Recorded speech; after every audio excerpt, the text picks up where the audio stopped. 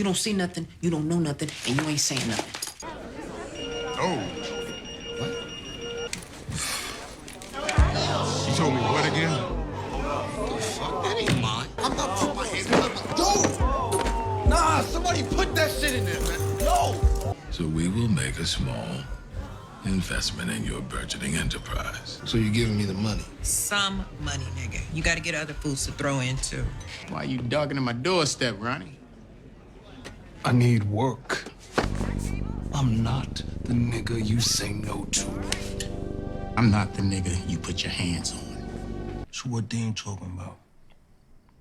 I ain't seen that nigga in years. But you know, Deen told me himself that you came by looking for work. Shouldn't run your mouth, nigga.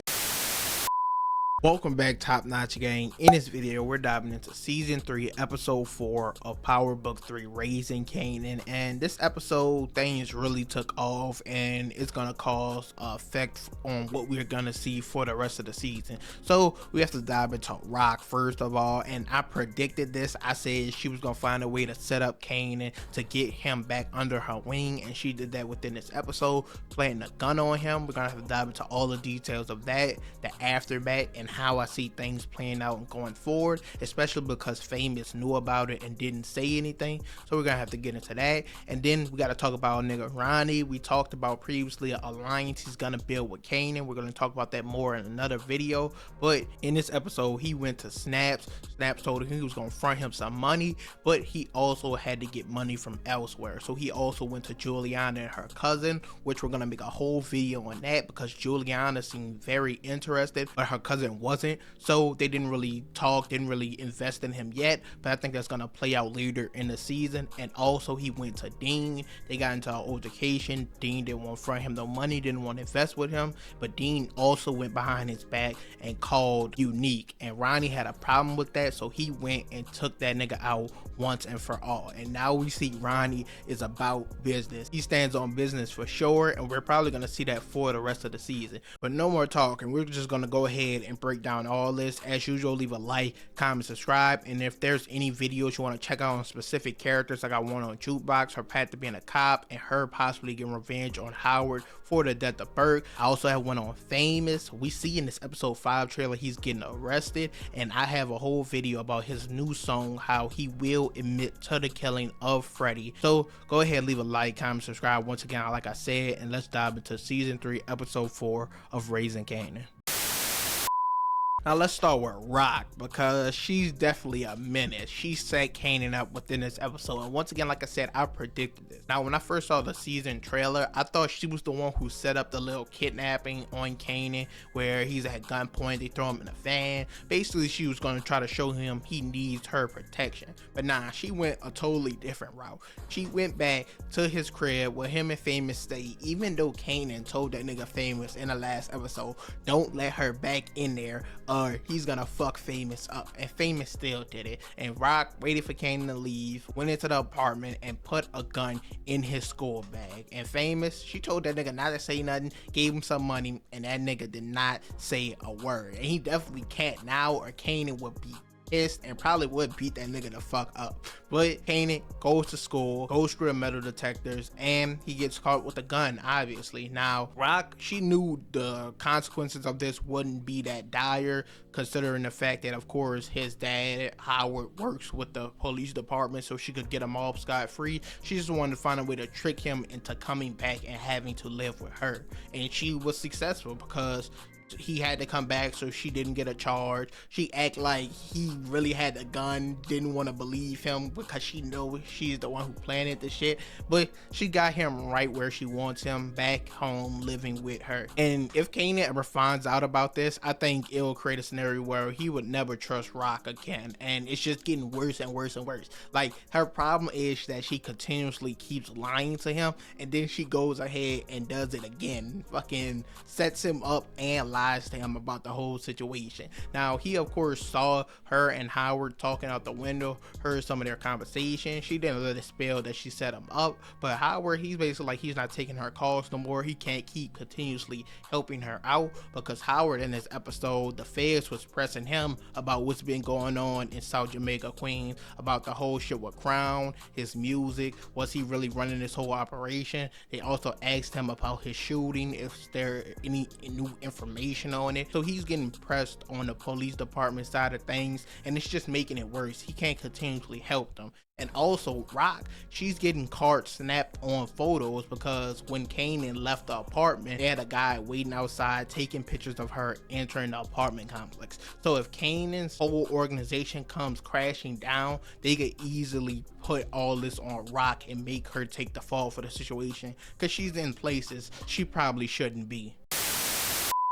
Ronnie, he's done waiting on Unique, can't trust this nigga anymore. After in the last episode he saw him leaving Rock house, he's done with him. So we see him go and have a meeting with Snaps, who's going to become a very important character later this season.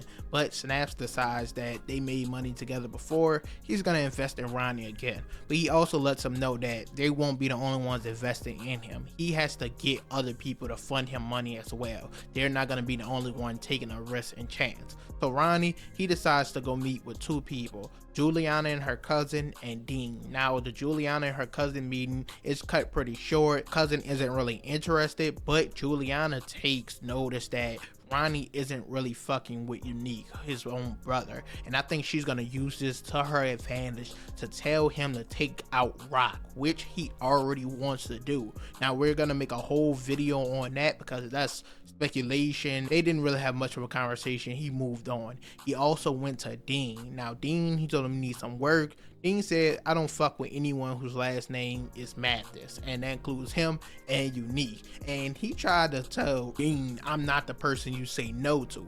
And Deen tells him, I'm not the motherfucker you put your hands on. And he just had to let him go and go about his business. Now Ronnie, he didn't really have a problem with this. He was just gonna move on. But Deen went out his way to go and tell Unique that Ronnie pulled up on him and asked for his own work.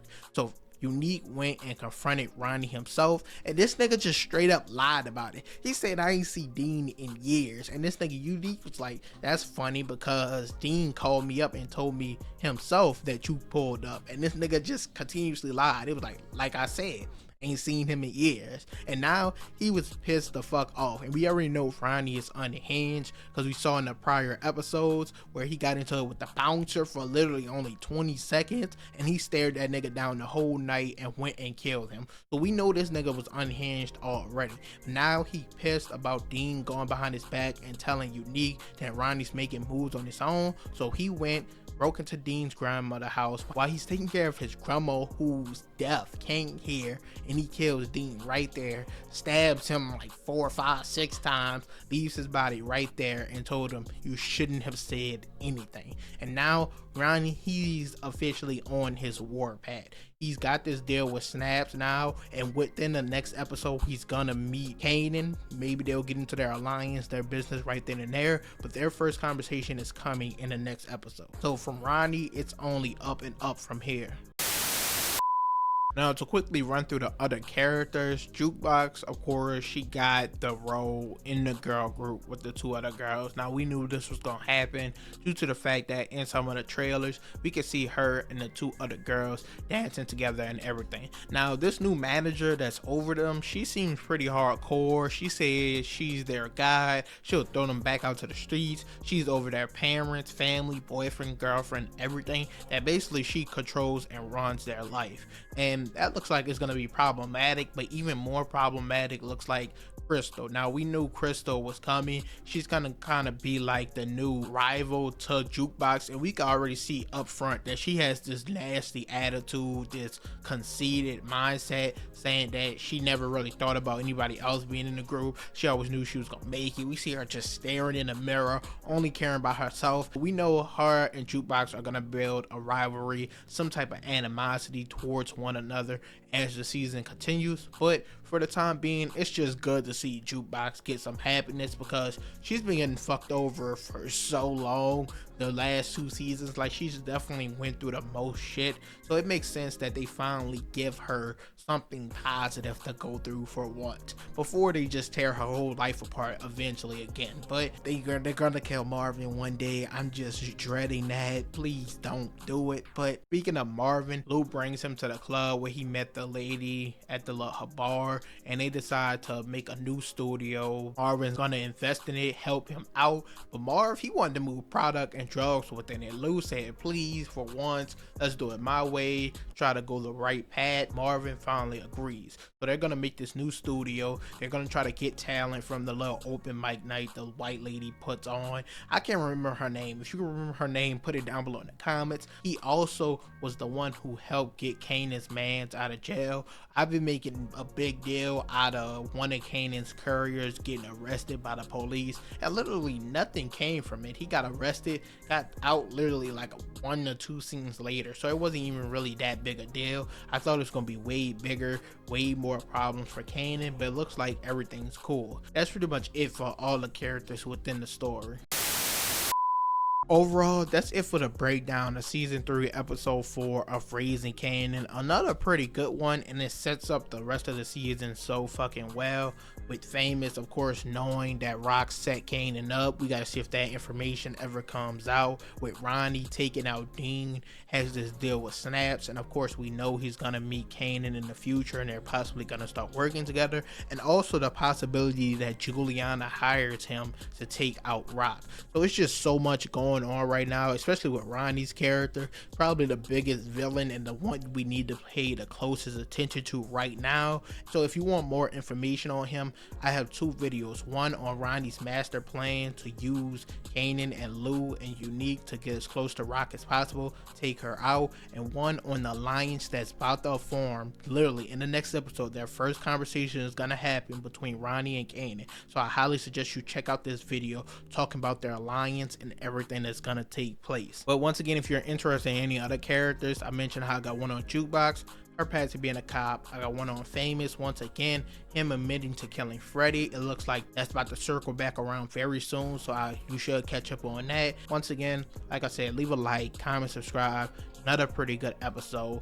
You guys can expect a episode 5 trailer breakdown this Sunday, but I'm out.